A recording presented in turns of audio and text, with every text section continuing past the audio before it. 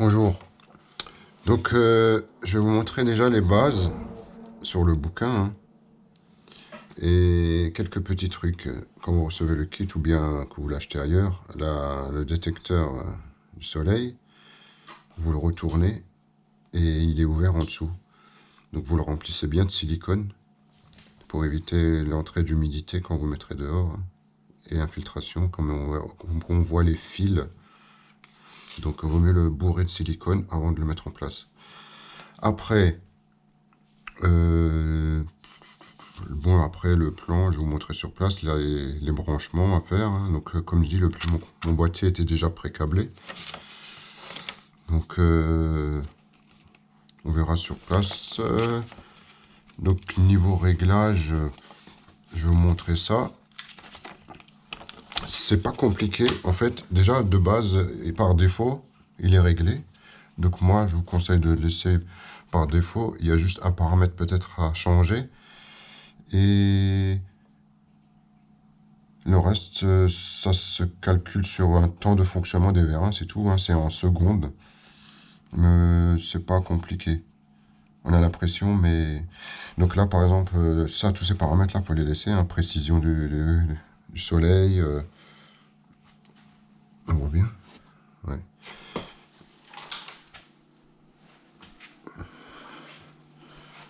Hop, je vais me mettre là, on verra peut-être mieux. Je mets un cam parce que je vois pas bien. Voilà, donc, et puis... Le seul paramètre que vous allez changer, c'est la vitesse du vent, le speed limit. Donc ça sera le V2. Je vous montrerai après comment on rentre dans les paramètres. Le V2 de base, il est à 0,20. Donc moi, je l'ai mis à 0,8. Donc 0,8, ce qui correspond à 35 km/h de rafale. Si vous mettez trop bas, le moindre petit coup de vent, il va se mettre en position horizontale et ça va vous faire vider la batterie. Et le Sunshine Limit, il y a aussi le mode où il y a le passage des nuages. Donc ça doit être le T8. Donc le T8, ça c'est quand il y a un nuage qui passe. Donc un nuage, il est réglé sur 1800 secondes, le temps que le nuage passe. Mais si on a une journée nuageuse, il vaut mieux augmenter ce paramètre, parce que sinon, si vous tournez sur batterie, le module, ça va vous vider la batterie. À chaque fois qu'un nuage passe, il va se remettre en plat, et après il va nouveau retraquer. Donc une journée nuageuse, normalement c'est une journée nuageuse toute la journée, à moins, faut voir la météo, mais moi j'ai laissé comme ça va. Mais si je vois qu'il bouge trop par rapport à un nuage, surtout en été, un nuage qui passe, qui casse le soleil, et qu'il y a de nouveau du soleil, donc c'est pas la peine. Donc on va le monter à 2000, 3000 secondes, 4000 secondes, et comme ça il perd pas sa position, il continue à traquer. Voilà, donc il n'y a pas le reste, bon, à part la vitesse du vent, que je vous dis, à 0,8. Et de toute façon, vous regarderez les paramètres que j'ai mis, et vous mettrez pause, hein, sur la vidéo. Comme ça, vous pouvez mettre les mêmes paramètres. Moi, ils sont pas mal. Donc la nuit, quand il n'y a plus, il revient à l'horizontale, côté est. Quand il n'y a plus de soleil. Et quand il fait nuit, il se met à plat. Et également quand il y a trop de vent. Voilà, donc maintenant, je vais aller à l'extérieur. Bon, le boîtier, je l'ai mis dans une protection, hein. Le boîtier, à la base, il est étanche. Mais moi, j'ai préféré encore le rendre encore plus étanche, hein. Donc, je l'ai mis là-dedans pour ceux qui voulaient la dimension. Il fait 30, donc 300 sur 200. Et il est pas mal, hein. Hop. On ouvre. Et je vais vous montrer ce que j'ai intégré dedans.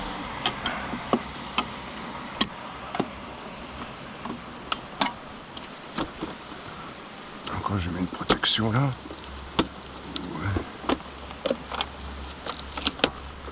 Oh putain, c'est dur ce gaffeur. Ah, c'est du gaffeur.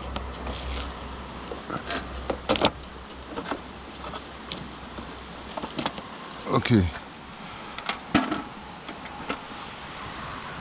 Donc j'ai mis un transfo 220 12 volts hein, qui l'alimente et un module Wi-Fi qui me coupe l'alimentation du module que j'ai programmé le soir quand il fait nuit. Donc il n'y a plus besoin de le laisser allumer. Et je vais vous montrer après. Non, je vais d'abord ouvrir. Donc la première chose à faire, c'est contrôler quand une fois vous avez branché au moteur, hein, les deux, s'ils sont pas à l'envers. Donc en appuyant sur Nord. Non, d'abord il faut appuyer une fois sur 7. Voilà, donc ça affiche ça. Donc je vais appuyer sur Nord. Donc d'abord, Nord il est déjà au nord, donc Sud.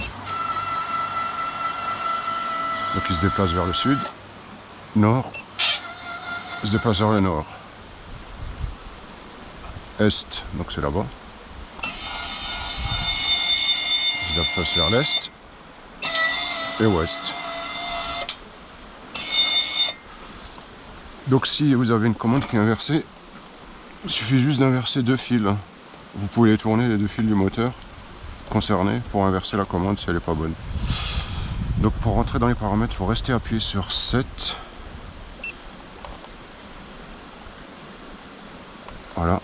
Et après, on défile avec droite-gauche et on change avec haut-bas. Donc là, j'ai rien changé. Donc vent, wind to west, 34 secondes, vous pouvez garder ces paramètres. Ça veut dire dès qu'il y a du vent, il va aller à l'est pendant 34 secondes. C'est-à-dire qu'il va se déplacer. Hein. De toute façon, les moteurs ont des fins de course. Et il va revenir complètement à l'est pendant 15 secondes. Ce qui fait qu'il va être à plat. Vous voyez ce que je veux dire? T3, il se déplace tout à fait vers l'est. Une fois qu'il est embuté et que le décompte est fini, il revient de 15 secondes, ce qui permet de mettre à plat. Et le même principe pour le nord. Il va se déplacer de 19 secondes pour revenir, par exemple s'il était incliné comme ça, il revient comme ça. Et là il y a 0, parce que sur ce modèle là, de toute façon il ne peut pas aller plus loin que le plat. Il peut aller que vers le sud et à plat. Il ne peut pas aller dans l'autre sens. Donc wind lock time 600 secondes. Donc c'est le T8, ouais, T7, T8. 600 secondes, ça veut dire que s'il y a du vent, tous les 600 secondes, il va compter. S'il y a toujours du vent, il restera toujours en position plate. Vous pouvez augmenter, hein, mais moi je laisse comme ça. S'il y a du vent, c'est toute la journée. Donc au bout de 600 secondes, s'il voit qu'il y a toujours du vent, il restera toujours à plat, il ne bougera pas. Et quand il n'y a plus de soleil, pendant 600 secondes, et ça c'est que je vous ai dit, c'est quand il y a un nuage. Quand il y a un nuage qui passe, au bout de 600 secondes, il va se remettre à plat. Mais comme si vous êtes sur batterie, ça, vous montez la valeur. On peut monter, vous pouvez mettre à 1000, 1800. Comme ça évite que chaque fois il fasse les mouvements plat, traquage, plat, traquage. Comprende? Non, sinon vous revenez en arrière, vous réécoutez. T9 c'est pareil, T9 sun low to est. Là vous laissez ce paramètre.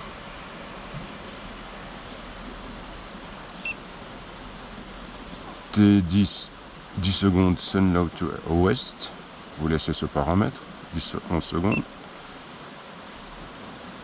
Sun low to nord, 20 secondes. Sun low to sud, 0. C'est normal parce que ça va plat. Et recover time, 10 secondes. Précision, ça c'est la précision du traquage, hein, de la photocellule. C'est entre 0,05 et 1,8 il me semble. Non, ouais, ça sera 1,8. Ça c'est la vitesse du 0,10 millivolts du l'anémomètre, hein, le courant qu'elle fournit. Et ça c'est, comme je dis, 1,8 c'est la le voltage maximum de la cellule électrique. Mais ça, on n'y touche pas. Et ça, c'est TX 120 secondes, vous touchez rien. TY, vous touchez rien. T3, 34 secondes. T4, 15 secondes. T5, 19 secondes. T6, 0. T7, 600. T8, 600. C'est là où vous la montez si vous voulez pas qu'il ça pose du nuage, là, T8. T9, 30 secondes. T10, 11 secondes. T11, 20 secondes. T12, 0. T13, 10 secondes. Et on revient, précision. Et pour sauvegarder, il suffit juste d'appuyer sur quitter et il va faire save in. Donc gardez les paramètres, hein, sinon je les écrirai ou sinon vous me les redemandez. Donc ce que je voulais vous montrer à l'intérieur, c'est quoi? De toute façon, quand vous faites les câblages, vous allez voir, c'est pas compliqué.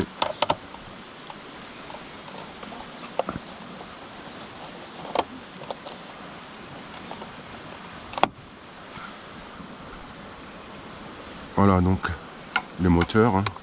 Si vous avez que vos commandes sont inversées, vous interversez juste les deux fils de ce moteur ou de ce moteur.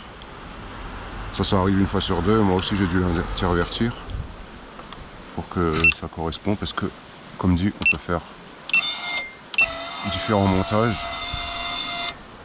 en fonction de ça. Si vous inversez le tube, vous le mettez de ce côté là, vous pouvez avoir ouais, un montage, ou si vous inversez ça, le vérin peut être là, et donc la commande peut être inversée. Donc ça c'est l'anémomètre, hein. Il n'y a que deux fils, le IN et le G, le IN à droite et le G, il n'y a rien d'autre. Et ça c'est pré-câblé, c'est la photocellule. Et l'alimentation, hein, de 12 volts. Il y a deux fusibles au cas, si vous cherchez, pour chaque moteur, si jamais ça lâche. Et voilà. De toute façon, s'il y a quelque chose d'autre, vous posez la question dans les commentaires. Il n'y a pas de problème, je vous réponds.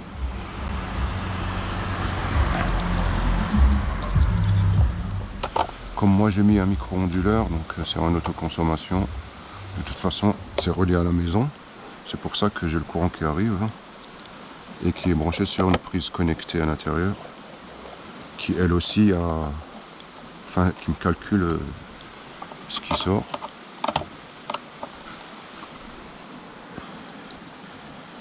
Et voilà, on va fermer tout ça.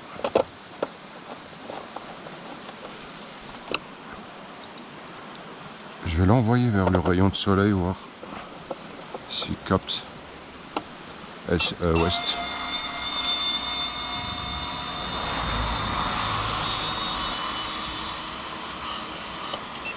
Sud.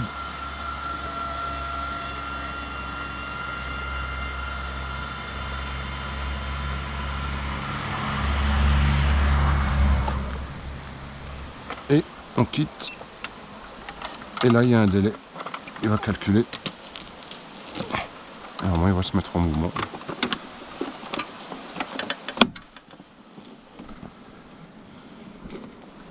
S'il n'y a pas de mouvement, c'est qu'il n'a pas assez de soleil, le petit.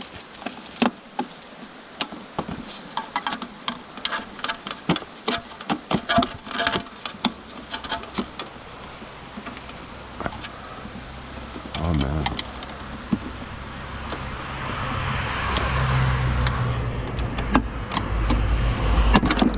Ah merde. C'est plus facile comme ça.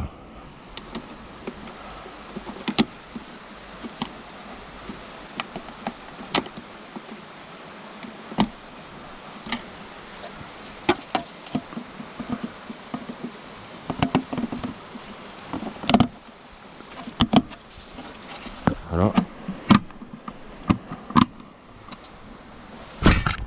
Oh putain.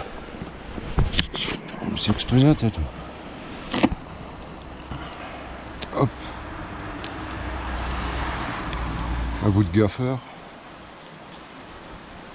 En plus. Juste pour la jonction, j'ai aucune trace d'eau dedans.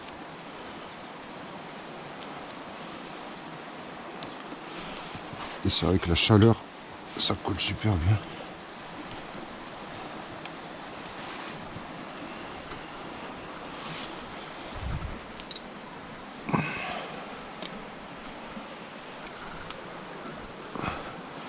Donc je vais aussi prendre une mesure. Je vais me mettre au nord. 7.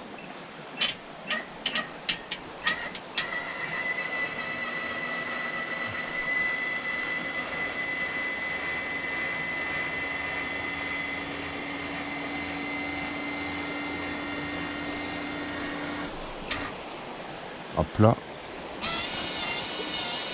Voilà. Quitte. Ne bouge pas. Donc la hauteur sol.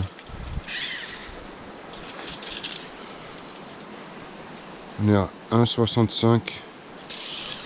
Pour ceux qui se posent la question des hauteurs réglementaires de 1,80. La hauteur réglementaire, il n'y est pas. 1,73 c'est bon. 1,70 là c'est encore moins. 1,60.